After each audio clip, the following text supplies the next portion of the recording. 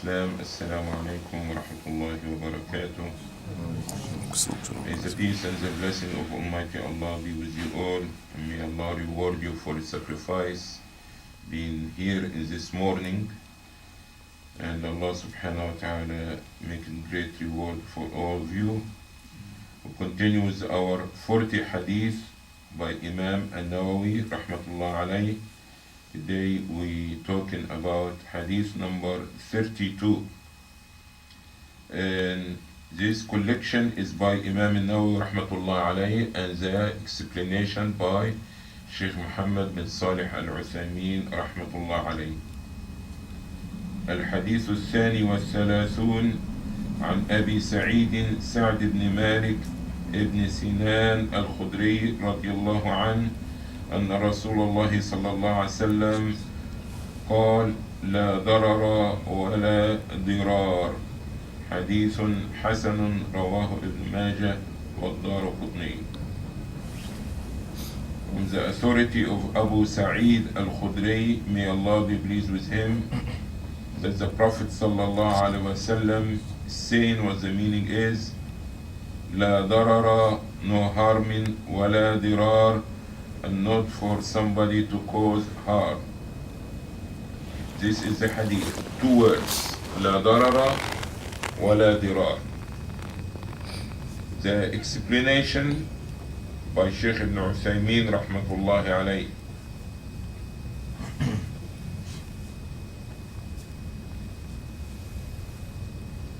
Harming, darar, it can be caused, or it can happen to the body, or to the property, or to the children, or in your cattle.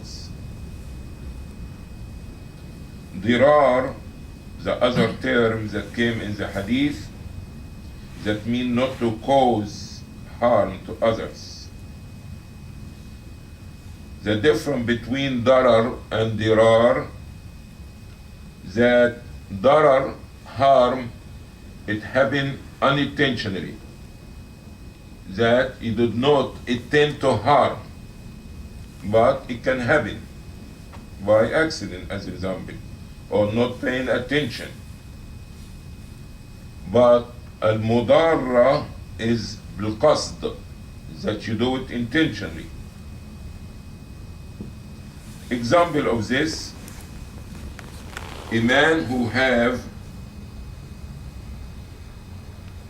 neighbor beside him, and he have a garden or a tree, and he irrigate this tree every day. But as a result of this, of watering this tree, the water go to the other side of the neighbor and spoil his wall or his side. While the person who's doing so, irrigating this tree, he is not aware about it. So this we will call it darar, harming. You try to water your garden, and the water goes under the wall, and you are not aware that it's going to the other side, became a bucket of water in front of the steps of your neighbor. So now this is harming the neighbor, but you did it without paying attention. You are not aware about it. So this is called darar.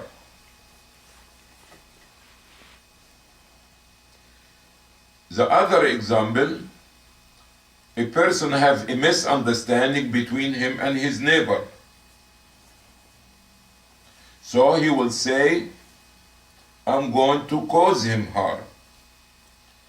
And he will go and get a water pump to pump water,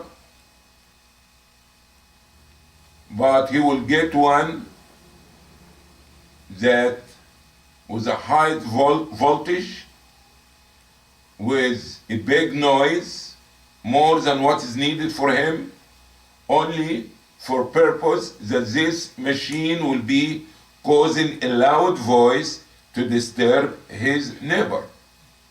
Okay? So he doesn't need this big motor, but he bought it intentionally, okay,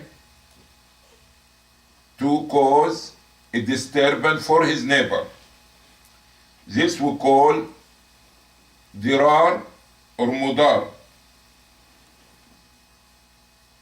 In the first case, we ask the person to stop the harm. The second example, we ask the person to stop the harm, and also he can get a penalty.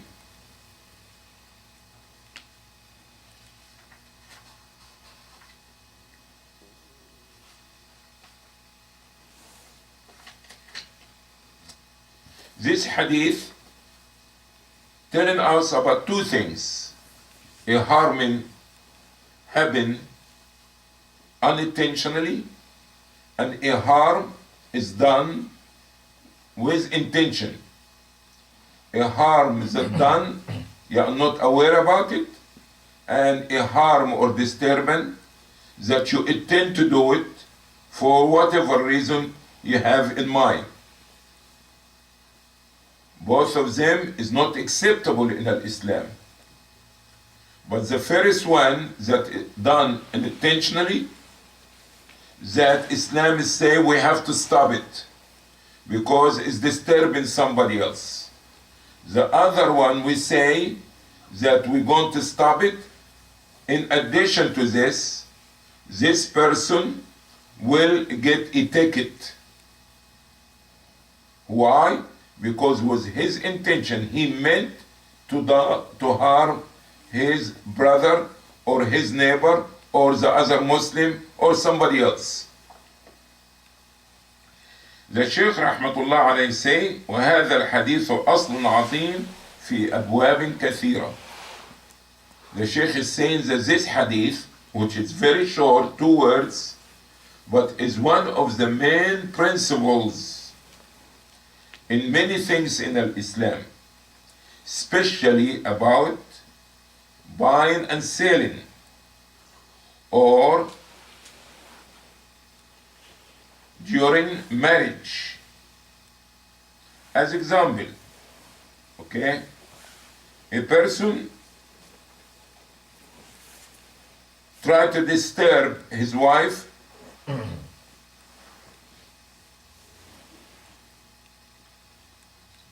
or that the wife try to disturb her husband,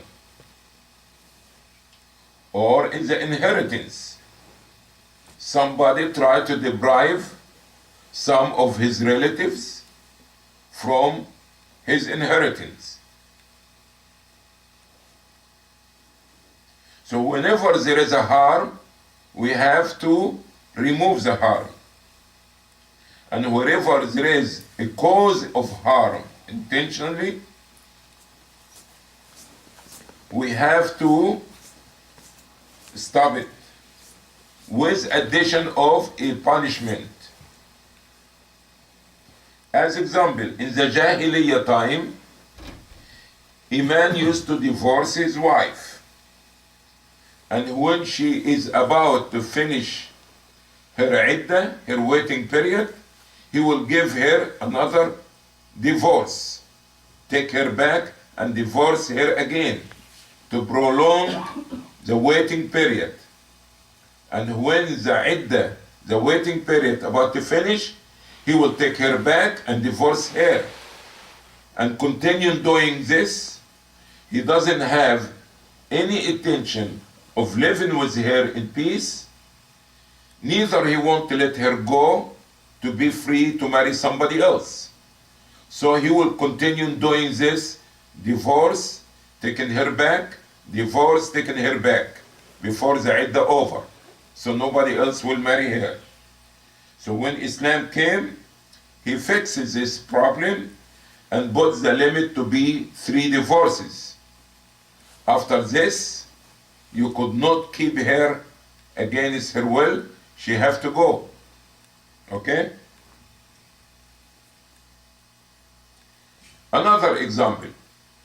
The Shaykh given us how this hadith can apply to many things in our life.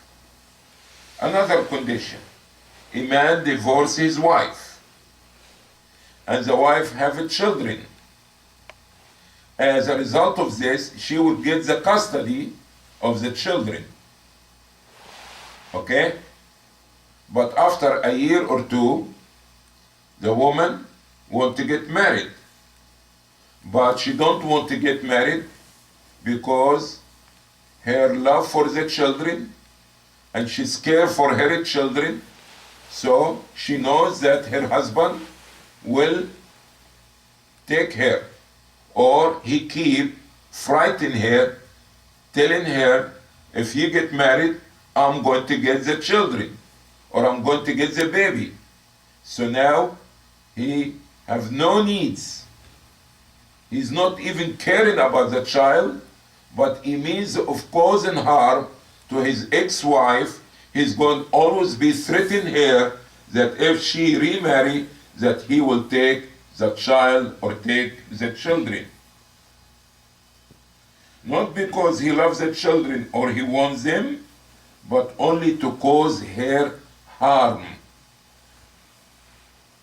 So as a result of this, she will avoid getting remarried.